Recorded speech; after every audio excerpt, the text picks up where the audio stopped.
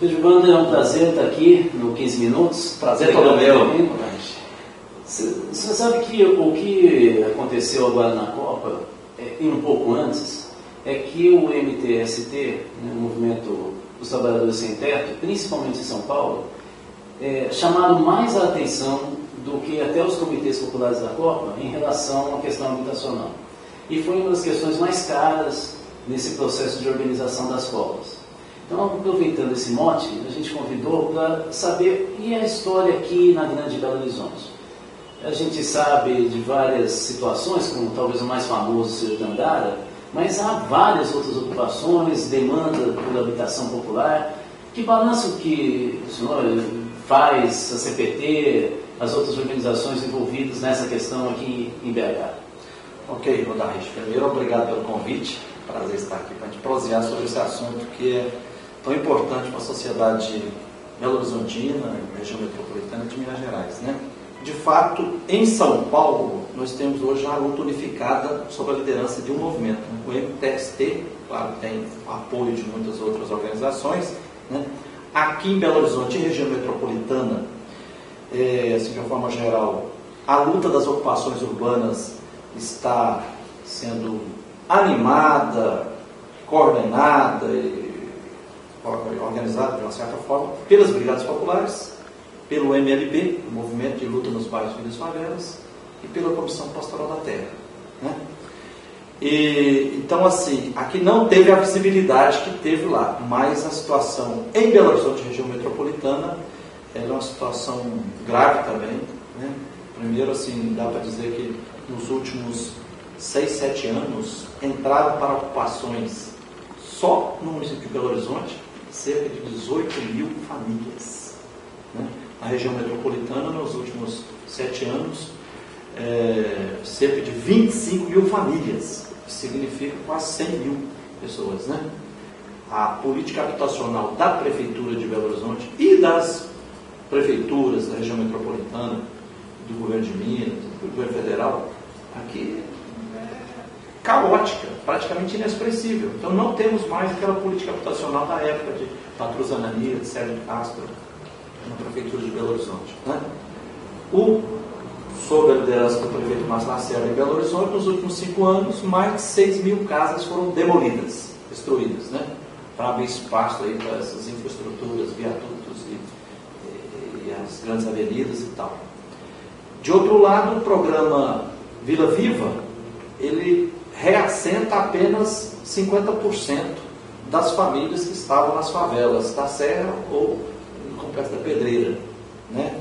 E quase 50%, segundo informações do Ministério Público Federal, recebe uma indenização que sempre é injusta. Então, só desse processo de urbanização de vilas, pelo programa Vila Viva, para nós é o programa Vila Morta, mais de 4 mil famílias receberam uma pífia indenização e foram expulsas do município de Belo Horizonte, né? Depois, o programa Minha Casa Minha Vida, do governo federal, em Belo Horizonte, está patinando. Em 5 anos, apenas 1.380 apartamentos cubículos, de 47 metros quadrados, foram construídos. Enquanto, ao mesmo tempo, por exemplo, em Uberlândia, só em casas, 5 mil casas, sem contar centenas de apartamentos construídos.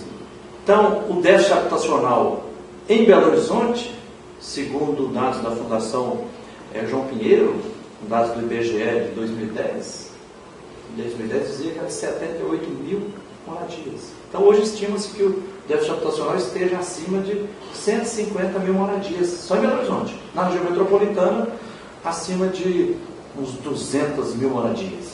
A região metropolitana, pelo menos o que se vê pela grande imprensa, o foco mesmo da demanda está em Belo Horizonte e Contagem, ou não? Faça um balanço para nós. Das principais. Então, assim, fazer uma radiografia. Então, em Contagem, por exemplo, nós temos a ocupação William Rosa em terrenos do Ceasa, cerca de 3.500 famílias. Temos a ocupação Guarani Caiová, 150 famílias. Tem outras várias menores, né? Em Belo Horizonte, nós temos, com 5 anos de história, a ocupação Dandara com 1.150 famílias no bairro Céu Azul. Temos na região do Barreiro, ocupação Camilo Torres com 170 famílias, ocupação Irmão Dorte com 250 famílias, ocupação Helena Silva no Barreiro com 350 famílias, ocupação Nelson Mandela no Barreiro com mais 500 famílias. Temos na região do Isidoro aqui, já agora com 1 ano e pouco de ocupação, 3 ocupações, onde está a Granja Werneck, divisa com Santa Luzia, 3 ocupações lá. Ocupação Esperança com 2.600 famílias. Ocupação Vitória com 4.500 famílias. Ocupação Rosa Leão com 1.500 famílias. Né? Depois temos Novo Lagedo, que perto do Ribeiro de Abreu, com 3.000 famílias. Temos perto do Jardim Vitória, saída para o Morevada, a ocupação Jardim Getsemane, com mais de 10.000 famílias, isso nos últimos 10 anos. Então, no Complexo da Serra aqui, tem um cafezal com 100 famílias. Então, só essas que eu citei aqui, dá mais de 12.000 famílias. Parece que é a grande questão de tensão urbana, não é?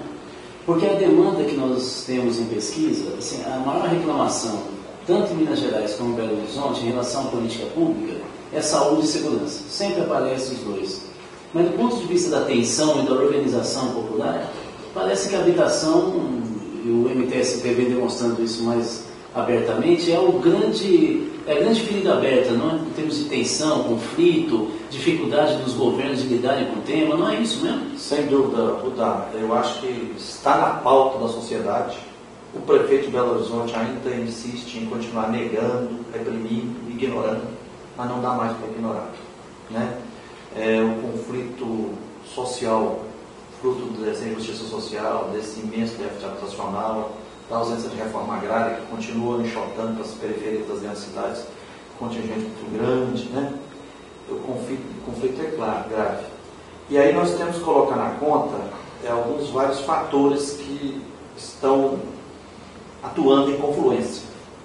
Por exemplo, o desmantelamento de uma política habitacional pública, que hoje, como eu te contei, se a Prefeitura de Belo Horizonte nos últimos 5 anos destruiu 6.000 casas, ela construiu só outras 6.000 para repor. Então o déficit habitacional está crescendo demais. O governo de Minas, nos últimos 20 anos, não construiu nenhuma casa na região metropolitana. Construiu apenas 28.000 casinhas no interior. Né? Então um déficit grande. Depois, a reforma agrária não sai, continua o povo vindo para cá.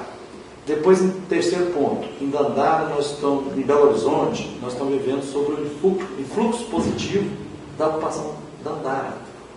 Então, uma ocupação que, com 5 anos de história, hoje com 1.150 famílias, já com 1.000 casas construídas, com o plano urbanístico, é conhecido internacionalmente, pela Bienal de Arquitetura, tudo já na iminência agora de ter uma decisão em primeira instância, na Justiça. E aí está correndo tititi, muita gente falando assim, olha, o povo da Dandara acreditou e está conquistando. Saiu da cruz do aluguel. Vamos nós. Esse é um ponto. Outro aspecto que estou percebendo que influencia, nós estamos vivendo a era pós-junho 2013. Então aquela onda de mobilizações de lutas populares no Brasil, para muita gente, ouço isso, vou dar muito no meio dos povos, dizendo assim, daqui para frente, se a gente quiser melhorar de vida, a gente tem que ser na luta coletiva. Está retomando aqui dos anos 80. Tá, um pouco isso. E outro elemento forte a corda apertando na garganta cada vez mais. Você imagina, 150.000 famílias vivendo sem casa, 3.000 pessoas nas ruas de Belo Horizonte, outras tantas ainda em área de risco, outros crucificados pela cruz do aluguel como veneno que come diariamente no prato dos pobres, ou sobrevivendo sob a humilhação que é sobreviver de favor. Aí vem o exemplo da Dandara, tá? E depois também, outro elemento, com toda essa corrida de mercantilização da cidade, cada vez mais as cidades se tornando cidades empresas, né? Para eventos, para o mercado, o que está acontecendo? Os aluguéis estão subindo cada vez mais. E então está difícil demais. Quem ganhava salário mínimo, R$ 724, hoje, por exemplo, Bolsa Moradia em Belo Horizonte, que é aprovado na Câmara, era R$ 300, pulou para R$ 400, ela pula para R$ 500. Mas o povo diz assim, é praticamente impossível encontrar dentro do município de Belo Horizonte uma casinha, 2 cômodos, uma cozinha ali, para alugar por R$500. Se é marido e mulher e 2, 3 filhos. Então, assim, os aluguéis subindo, a especulação aumentando, tal, e crescendo essa consciência também. Olha, sair, ficar de braço cruzado, o poder público não faz. Outro elemento que está ajudando também, claro que aí a contribuição dos movimentos sociais organizados, como as Brigadas Populares, o MLB, a Comissão Pastoral da Terra, são movimentos que eu tenho a alegria de participar, e são bastante idôneos, têm ainda um nível de ética interna, de correção muito bom, criando o grupo dos advogados populares, né, o coletivo Margarida Alves, o grupo dos arquitetos populares. Então tem um grupo, Arquitetos Sem Fronteiras Brasil, arquitetos da FMG, da PUC Minas, que não simplesmente vai lá e faz o plano urbanístico para as ocupações, mas faz com o povo, discutindo Avenida Dandara, Avenida Rosa Leão, não sei o que, espaço aqui, construção comunitário, que espaço, tá? Então nós estamos conseguindo reunir muitas forças vivas para juntos fazer e romper o poder popular. Então está travado o conflito aí. E agora mesmo, saindo daqui, eu vou direto para uma reunião no Ministério Público, porque ontem, à tardezinha, as 3 promotoras do Ministério Público, da área de Direitos Humanos, entraram com uma ação civil pública na defesa das 3 ocupações da região do Isidoro. E, assim, elas, 110 páginas de ação civil pública, mais 12 volumes de documentos, e elas falaram, Frei Gilvander, ficamos espantadas quando começamos a estudar a questão da região do Isidoro e vimos um monte de irregularidades, de malandragens jurídicas e legais e éticas que está acontecendo ali, né? Então precisa apurar isso tudo. E a história demonstra, vou dar aqui, problema social grave como esse da falta de moradia popular própria e digna, jamais se resolve com repressão, né? Se resolve com diálogo, com política séria, né? Claro. Deixa eu lhe perguntar, então, são 2 questões. Eu vou fazer as 2 uma vez, até para não atrapalhar a sua reunião, e a gente ficar no mais ou menos 15 minutos. A primeira, as 2 têm a ver com a sua última fala. A primeira é, como é que ficou na Copa essa mobilização? Vocês decidiram mesmo dar uma parada ou não? O que ocorreu durante a Copa e daqui por diante? A segunda pergunta está colada nessa. Como é que vocês viram a repressão policial, que me parece que mudou o tom na Copa? E nós estamos muito preocupados que talvez a gente tenha dado um passo para trás, no retrocesso, e não sei se nós vamos conseguir recuperar o que a gente já tinha como base democrática, de manifestação popular e assim por diante. E como que vocês veem, a partir dessa cultura da repressão ao movimento social, daqui por diante? Ou seja, eu estou fazendo um paralelo, a ação da PM e a atuação de vocês na luta pela habitação popular, condições de vida, tanto durante a Copa, agora no segundo momento. E aí nós fechamos um pouco a nossa papo aqui. Dá imprescindível as 2 questões e preocupantes, né? Primeiro que, assim, nós repudiamos e lamentamos muito essa militarização da sociedade que aconteceu aí em nome da Copa, mas nós desconfiamos que não é só em nome de 30 dias de mega evento esportivo, né? Que dizem aí que parece que investiram mais de 700 milhões comprando armas e munição, e caveirão, escambau, isso não, 2 bilhões. 2 bilhões? Só no estado de Minas? Não, aí no país, em armamento, treinamento, são 2 bilhões. 2 bilhões. Só nesse mês, para preparar para esse mês da Copa. Então especificamente aqui em Minas também, parece que o investimento foi muito grande. Então, assim, nós esperamos que os movimentos sociais vão lutar para que a Copa não nos deixe esse legado de uma militarização constante daqui para frente, né? Por exemplo, um exemplo assim, claríssimo, nós tínhamos no comando das tropas especiais de Minas Gerais o Coronel Carvalho, né? Nos embates nos últimos 10 anos aí, via de regra, é uma pessoa muito sensata, então ele já não chegava assim, né? Depois estranhamos muito que na iminência da Copa ele aposentou e colocaram outro. E aí mudou claramente, já veio com uma linha muito dura. Tanto é que, como você fez referência aí, sitiou, muita gente que queria se protestar contra a Copa ficaram sitiados pela polícia em vários eventos, jogos aí. Né? O povo das ocupações, via de regra, não foi de fato para esse embate com essa força da murra em ponta de faca, assim, simplesmente. Né? Mas também o povo não se esquivou.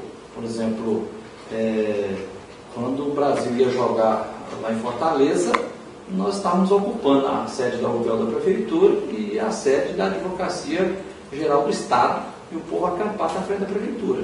E depois muita gente reconheceu, inclusive da imprensa aí, que foram em Belo Horizonte, o povo das ocupações conseguiu romper o cerco que a tropa de choque, a polícia, estava fazendo em cima dos manifestantes.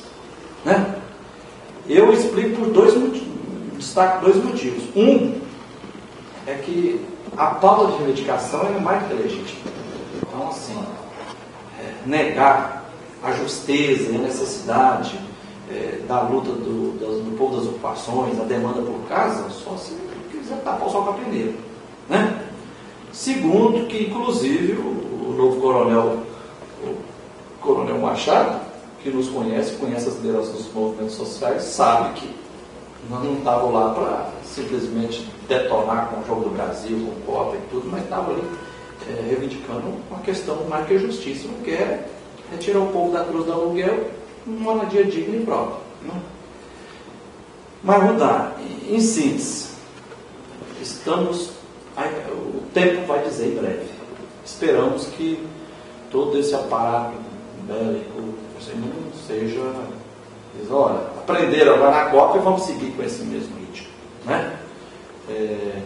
Muitas pessoas, por exemplo, assim, lamentamos nessas duas ocupações que fizemos da sede da UBEL, da Prefeitura, da Advocacia Geral do Estado de Minas Gerais, durante 2 dias a polícia cumpriu ordens, ou deu ordens, e deixou o povo sem alimentar, proibiu a alimentação. Então o povo ficou 24 horas passando fome. Né? No final do segundo dia, conquistamos uma liminar judicial, através do Conselho Tutelar da Criança, com promotoria da infância, tudo dizendo, olha, tem 30 crianças no meio das 150 pessoas aí, tem direito de alimentar, pedindo banheiro. Então, assim, uma coisa impensável, assim, o pessoal ocupou, por quê? Porque o prefeito se nega a dialogar. Uma ocupação mais do que legítima para pressionar. Agora você nega comida a quem está lutando por um direito, isso é uma repressão repugnável. Né? Nós esperamos que se recobre a sensatez e que várias autoridades aí não debandem para essa perspectiva militarista, porque não é só a ONU que já falou que tem que acabar com a polícia, não. O sonho nosso é construir uma sociedade justa, sem polícia, sem prisões, com reforma agrária, com reforma urbana, com direitos fundamentais respeitáveis, onde as pessoas tenham liberdade de viver e que não tem essa desigualdade tremenda como tem no Brasil. Muito obrigado. Eu queria dizer o seguinte, para terminar, eu espero que ninguém da família do Márcio Lacerda sofra qualquer privação para um dia aí sim descobrir qual que é a justiça e como a luta que vocês estão envolvidos tem sentido para a democracia do país. Eu espero que antes deles sofrerem no sofrimento tenham consciência, que eles tomem consciência para não ter que passar por essa privação. Eu fico muito contente de ter pessoas aqui em Belo Horizonte com esse engajamento, esse envolvimento tão aberto, tão claro, porque a gente está precisando muito que essa cidade volte a ser o que sempre foi, né, a terra da liberdade. Né? Quem sabe vocês não estão dando caminho aqui. Não é? Obrigado, viu, Felipe? Obrigado a você.